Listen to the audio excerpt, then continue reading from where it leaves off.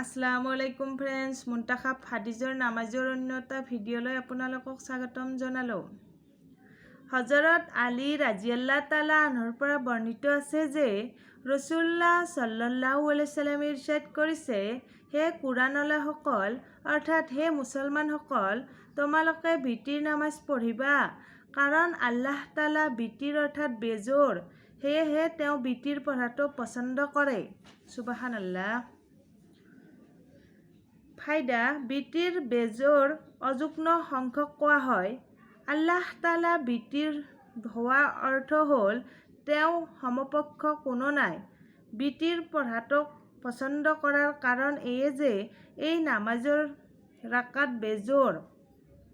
হজৰত খাৰিজাহ ইবনে হুজাইফা ৰাজিয়াল্লাহ তাআলা আনহুৰ পৰা বৰ্ণিত আছে যে ৰাসূলুল্লাহ সাল্লাল্লাহু আলাইহি ওয়াসাল্লামে আমালোকৰ ওচৰলৈ আহিল আৰু ইৰশাদ কৰিলে, আল্লাহ তাআলাই আৰু এটি নামাজ তোমালোকক দান কৰিছে যিটো তোমালোকৰ ৰঙা উটৰ পাতলতকৈ উত্তম, আৰু সেয়া হৈছে বিতিৰ নামাজ। আল্লাহ তাআলাই তোমালোকৰ বাবে সেয়া আদায় কৰাৰ সময় ইশাৰ নামাজৰ পিছৰ পৰা ফজৰলৈকে নিৰ্ধাৰণ কৰিছে। সুবহানাল্লাহ।